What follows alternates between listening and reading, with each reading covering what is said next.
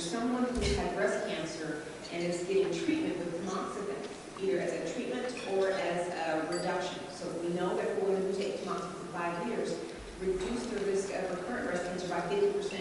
There are very few things we do in medicine that can give you a 50% reduction in anything, so it's great. But it increases your risk of tamoxifen, it can increase your risk of uterine cancer, because different hormones work in different body organs in different ways. And so sometimes estrogen will stimulate certain things, and tamoxifen will stimulate the others, will suppress certain things. So who here has heard of Vista or Loxapine? Anyone heard of that? So it's in the same class as tamoxifen. It's called a SERM, or a selective estrogen receptor modulator. And Vista will work similarly to tamoxifen in that it cuts the breast off, so it reduces your risk of breast cancer. But unlike tamoxifen, Vista works against the uterus, so it will not increase your risk of uterine cancer, whereas tamoxifen might. So there's a possible link between the two only if you are a breast cancer survivor treated with tamoxifen and then are subsequently at increased risk for developing uterine cancer. But just your genetics alone, there's not much between the two.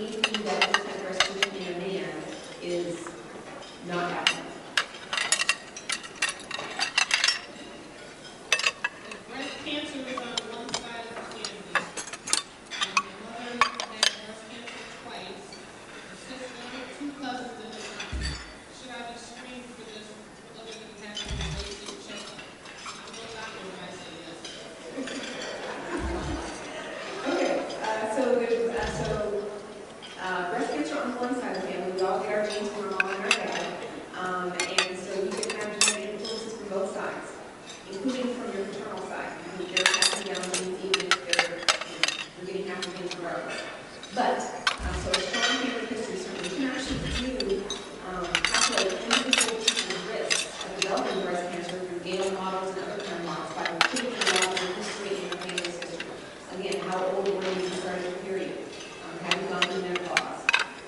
have any kids?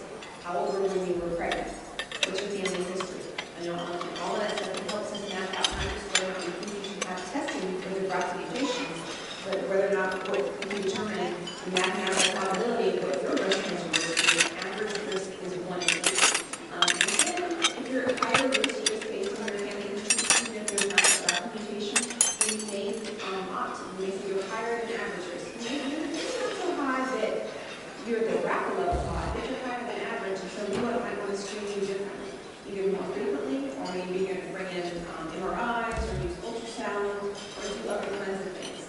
And so certainly, we have the BRCA mutation that we don't do for regular women. So we would offer tamoxifen, we would offer other kinds of cervical treatments or other things that aren't on the average risk level. So certainly knowing your history, talking to your doctor, I'm a big fan of talking to your regular doctor, and sorting out what, talking to your family, talking to your doctor, probably going to be your regular doctor, of course, but particularly in this case too. So yes, it sounds like they're at higher risk than average. The question is how much higher is that risk?